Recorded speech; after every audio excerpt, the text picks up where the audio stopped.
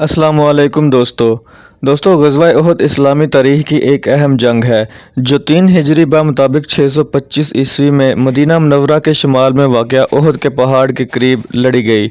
اس جنگ میں مسلمانوں کی قیادت نبی کریم حضرت محمد صلی اللہ علیہ وسلم کر رہے تھے، جبکہ قریش کی قیادت ابو سفیان کے ہاتھ میں تھی۔ دوستو غزوہ احد کا پس منظر غزوہ بدر کی فتح سے جڑا ہوا ہے۔ غزوہ بدر میں مسلمانوں کی فتح نے قریش کے غرور کو خاک میں ملا دیا تھا اور اس شکست کا بدلہ لینے کے لیے مکہ کے مشرکین بے تاب تھے۔ قریش کے بڑے سردار ابو سفیان نے مسلمانوں سے انتقام لینے کا فیصلہ کیا اور ایک بڑا لشکر تیار کیا۔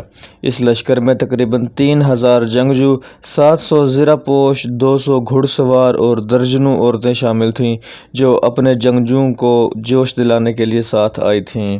نبی کریم صلی اللہ علیہ وسلم کو قریش کے ارادوں کا علم ہوا تو آپ صلی اللہ علیہ وسلم نے مدینہ کے اندر رہ کر دفاع کرنے یا میدان میں نکل کر مقابلہ کرنے کے بارے میں صحابہ کرام رضی اللہ تعالیٰ عنہم سے مشورہ کیا۔ بہت سے صحابہ خاص طور پر نوجوان چاہتے تھے کہ جنگ مدینہ سے باہر ہو تاکہ دشمن کا مقابلہ بہادری سے کیا جا سکے۔ دوستو مسلمانوں کی تعداد تقریباً 700 کے قریب تھی اور آپ صلی اللہ علیہ وسلم نے مسلمانوں کو منظم طور پر جنگی صفوں میں کھڑا کیا۔ سب سے اہم حکمت عملی یہ تھی کہ آپ صلی اللہ علیہ وسلم نے تقریباً 50 تیر اندازوں کو ایک پہاڑی درے پر مقرر کیا تاکہ وہ دشمن کو پیچھے سے حملہ نہ کرنے دیں۔ آپ صلی اللہ علیہ وسلم نے سختی سے حکم دیا تھا کہ چاہے جنگ کا رخ کسی بھی طرف ہو، آپ اپنی جگہ مت چھوڑنا۔ جنگ کا آغاز دونوں افواج کے آمنے سامنے ہونے سے ہوا۔ ابتدائی مراحل میں مسلمانوں کی بہادری اور شجاعت نے قریش کو پریشان کر دیا۔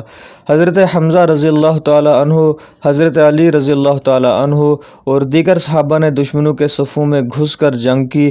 قریش کے کئی جنگجو مارے گئے اور قریش کی افواج پسپا ہونے لگیں۔ مسلمانوں نے قریش کو پیچھے دھکیل دیا اور فتح کے آثار نمایاں ہونے لگے۔ جب قریش پیچھے ہٹنے لگے اور مسلمان مال غنیمت جمع کرنے لگے تو درے پر مقرر تیر اندازوں نے یہ سوچا کہ جنگ ختم ہو گئی ہے اور وہ بھی مال غنیمت کی طرف لپکے۔ حالانکہ نبی کریم صلی اللہ علیہ وسلم نے انہیں اپنی جگہ نہ چھوڑنے کا حکم دیا تھا۔ خالد بن ولید جو اس وقت تک مسلمان نہیں ہوئے تھے، انہوں نے موقع سے فائدہ اٹھایا اور اپنے دستے کے ساتھ پہاڑی درے سے حملہ کر دیا۔ خالد بن ولید کے حملے نے مسلمانوں کی صفوں میں افراتفری مچا دی۔ مسلمانوں کا نظم و ضبط ٹوٹ گیا اور وہ مختلف سمتوں میں بکھر گئے۔ قریش کے جنگجوؤں نے نبی کریم صلی اللہ علیہ وسلم کو نشانہ بنانے کی کوشش کی۔ اس موقع پر حضرت مصعب بن عمیر رضی اللہ تعالیٰ عنہ نبی کریم صلی اللہ علیہ وسلم کا پرچم اٹھائے ہوئے تھے اور آپ کی جگہ دشمنوں سے لڑتے ہوئے شہید ہو گئے۔ دشمنوں کو لگا کہ نبی کریم صلی اللہ علیہ وسلم شہید ہو چکے ہیں، جس سے مسلمانوں کے حوصلے مزید پست ہو گئے۔ نبی کریم صلی اللہ علیہ وسلم نے اس شدید صورتحال میں بے مثال بہادری کا مظاہرہ کیا۔ دشمنوں نے آپ صلی اللہ علیہ وسلم پر پتھروں اور تلواروں سے حملہ کیا، جس سے آپ صلی اللہ علیہ وسلم کے دندان مبارک شہید ہو گئے اور چہرہ مبارک زخمی ہوا۔ حضرت طلحہ رضی اللہ تعالیٰ عنہ اور حضرت ابو دجانہ رضی اللہ تعالیٰ عنہ اور دیگر صحابہ کرام نے اپنی جان پر کھیل کر نبی کریم صلی اللہ علیہ وسلم کی حفاظت کی۔ حضرت حمزہ رضی اللہ تعالیٰ عنہ جو رسول اللہ کے چچا تھے، انتہائی بہادری سے لڑتے ہوئے شہید ہو گئے۔ غزوہ احد میں مسلمانوں کو سخت جانی نقصان اٹھانا پڑا۔ 70 کے قریب صحابہ شہید ہوئے، جن میں حضرت حمزہ رضی اللہ تعالیٰ عنہ کی شہادت نے نبی کریم صلی اللہ علیہ وسلم اور مسلمانوں کو سخت صدمے سے دوچار کیا۔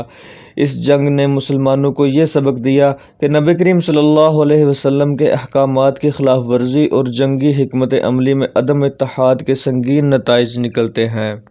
دوستو غزوہ احد کی چند جھلکیاں آپ کے سامنے پیش کیں۔ ویڈیو کو لائک کر دیں، چینل کو سبسکرائب کر دیں اور بیل آئیکن کے بٹن کو دبا دیں۔